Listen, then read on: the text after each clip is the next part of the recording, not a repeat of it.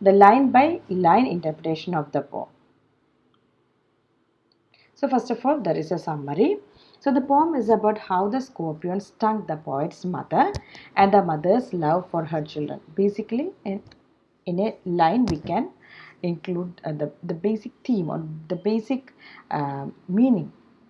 Gist of the poem is this. Okay, the poem is the story of one night in which the mother of the speaker is stung by a poisonous scorpion, and she suffers for 20 hours while peasants, holy men, and her husband attempts to heal her. So more than 20 hours, okay, almost 24 hours. They try curses, blessings, prayers, herbs, and all forms of ancient medicine that are not practiced in most of the modern world. Their efforts are in vain. A sense of otherworldliness is created by the beliefs and practices of these peasants in comparison to the world in which the reader is existing. A barrier is put up. This barrier is torn down as the poem concludes, and the reader realizes how similar they are to the characters in the poem, united by their common humanity. So, basically, this is a very simple poem which describes, or the speaker describes his own experience when his mother was stung by a poisonous scorpion. Okay, now we'll see the line by line explanations. That is the poem Night of the Scorpion. I remember the night my mother was stung by a scorpion. 10 hours of steady rain had driven him to crawl beneath a sack of rice. So the poem starts with a very open sentence, that is, with a very open line that says that the poet says that he remembers well that night when his or her mother was stung by a scorpion. The poet is of the views that the heavy rain, which lasted for 10 hours, made the scorpion crawl beneath a sack of rice.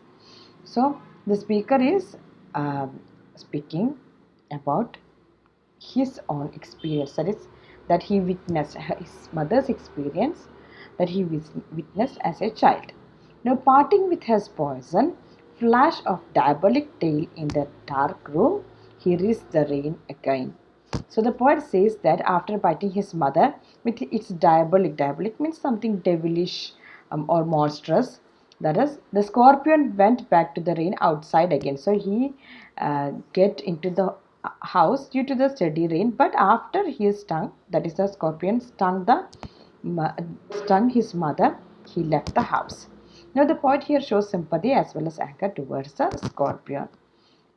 Now, see, as this poison get into the to his mother, what happened was the peasants came like swarms of flies and buzzed the name of God 100 times to paralyze the evil one.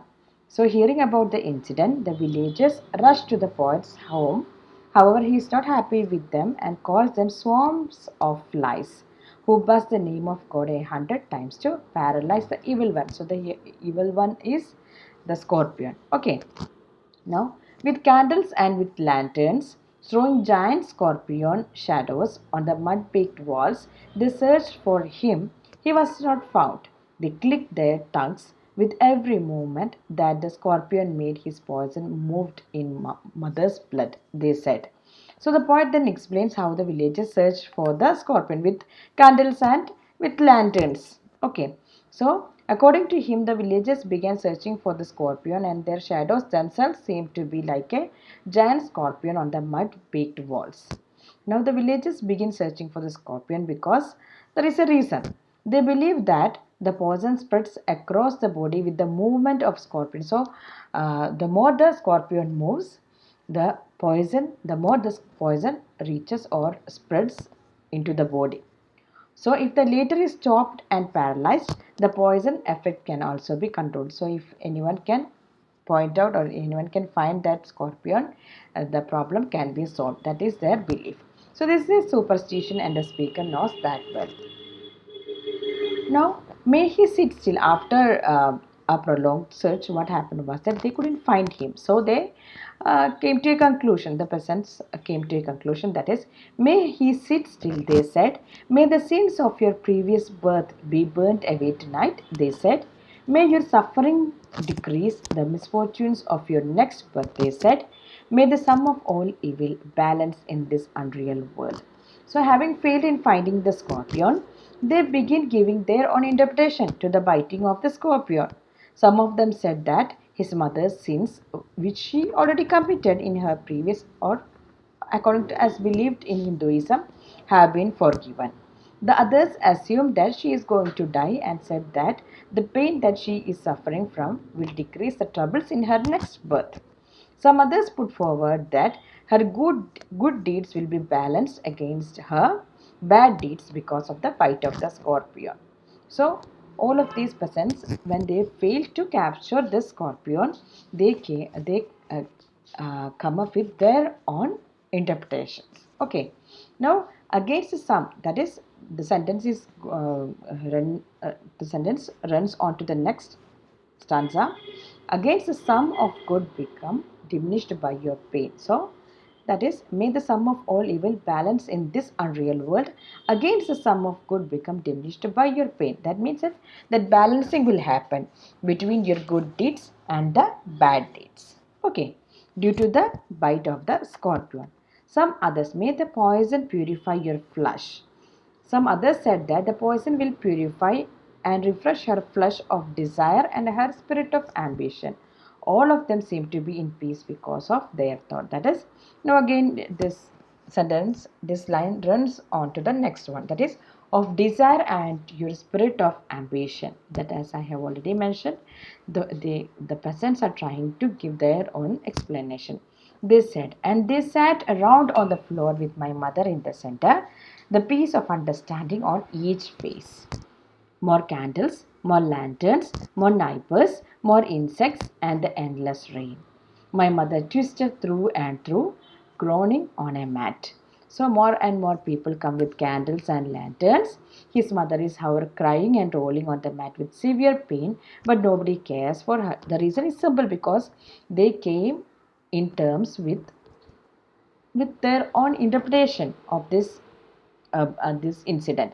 Okay, they console her by saying that either your issues related to your early birth will must have solved, or everything will be balanced out. Your deeds will be good deeds and bad deeds will get balanced out, so you need not have to worry. So all of them are sitting quietly.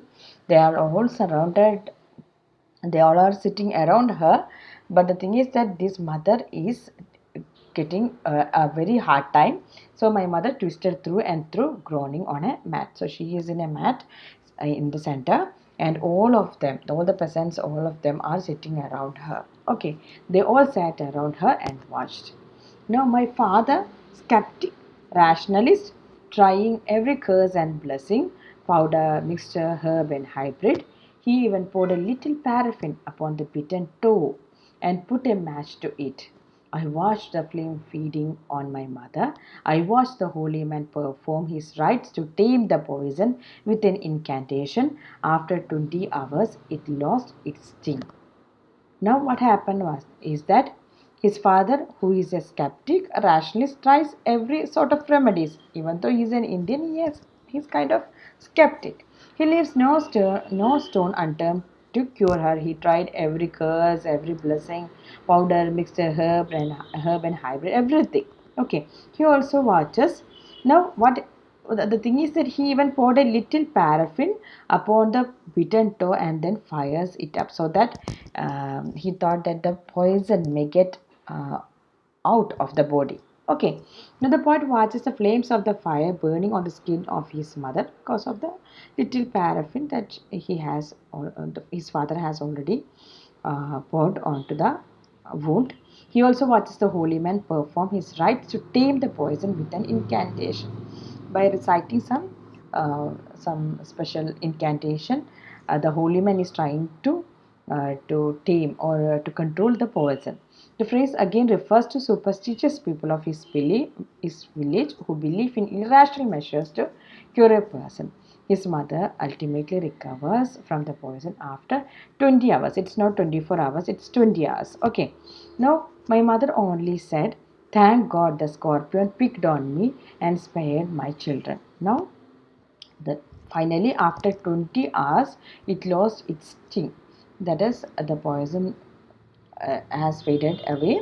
Now the lady is all right. So she said, my mother only said, thank God the scorpion picked on me and spared my children. So the poet says that after recovering from the poison, his mother's words were, thank God the scorpion picked on me and spared my children. Otherwise my children would have to had to suffer this pain. Okay, so even in such condition, his mother remains more concerned about the safety and health of her children. Okay, so that's the poem. This is a very simple poem.